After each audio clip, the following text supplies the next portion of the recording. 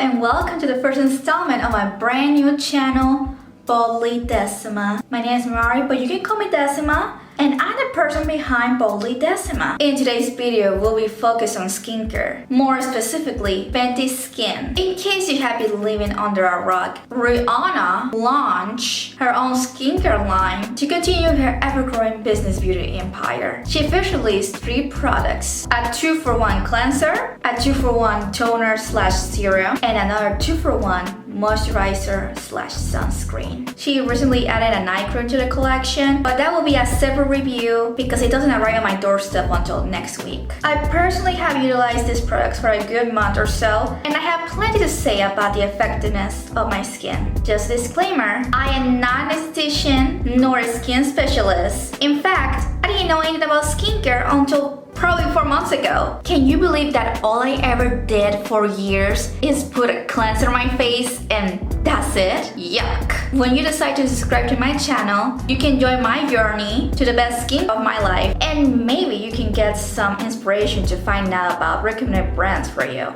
Alright, enough jammering. Let's get to the review. The first step to the Fenty Skin routine is the Total Cleanser Removable Cleanser. As you can see, the tube carries a lot of product, and I'm pretty sure it's gonna last me until the start of 2021. Seriously, this is longer than my face. The promise of the cleanser is that it removes your makeup, so basically like an oil cleanser, and the dirt from your face. My first impression of this cleanser is that it has such a strong fragrance, and it's all thanks to the Barbados cherries and all the extra perfumes, of course. I was extremely hesitant at first, because even though I have a combination skin, I've been noticing that essential oils and fragrance can really screw up with my face. However, I took the risk because I wanted so badly to trust the formulation. Fragrances are not the enemy, but if you have sensitive skin, you have to take precaution. So what does the formulation look like? So the first thing you're gonna notice about this cleanser is that it opens just like this. You don't need to remove the cap, it just opens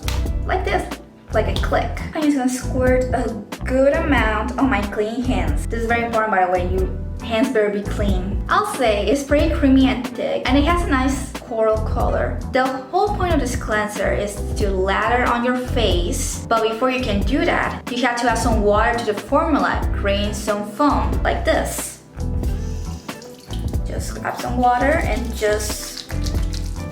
it's supposed to look like this. And now let's cleanse for 60 seconds.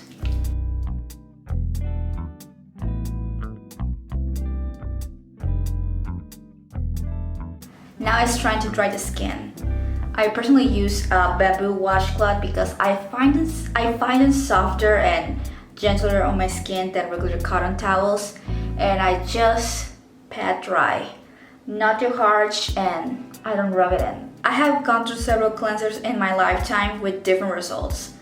Some of them do clean my face, some of them do nothing, and some of them are just stripping. Where does a total cleanser fall? I say it does a very good job leaving no grime behind, but maybe this is because of the fragrance. It just makes my skin too dry. I can just go ahead and touch it and just very dry, like a little bit too dry.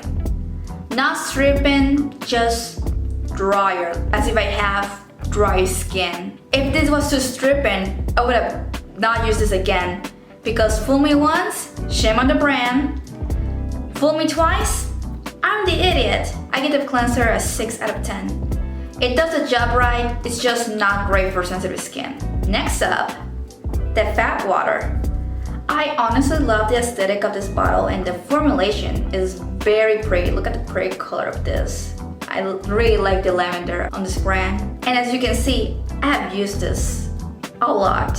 One of its main ingredients is niacinamide, which is a form of vitamin B3, which helps reduce the look of dark spots, even skin tone, and fight excess shine. However, one of the most controversial ingredients that has raised some concerns among the skincare community is witch hazel water. It also has lemon myrtle, 2 ingredients that promise to reduce the oil on your skin. Why is that a problem? because witch hazel is almost always distilled with alcohol, and that alcohol stays on the formula. Like I mentioned before, I'm not a skin expert, so this is not the space to talk about the pros and cons of alcohol in skincare.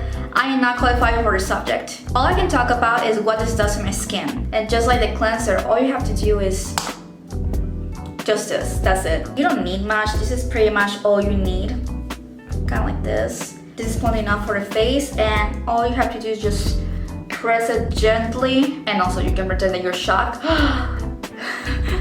Just press it over your face. And one of the things that I noticed about this fat water is that it can be very sticky. So be mindful about that. The advantage of the fat water is that you don't need to waste cotton pads, which fulfills the promise of being extra air conscious. So no more wasting any cotton pads.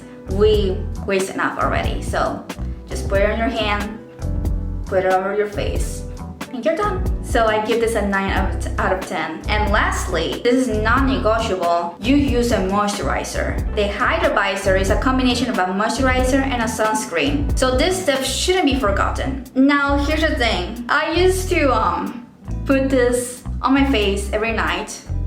And I find out like maybe just a couple weeks ago that you're not supposed to wear sunscreen when you go to bed. Because the whole point of a nighttime skincare routine is to remove the sunscreen.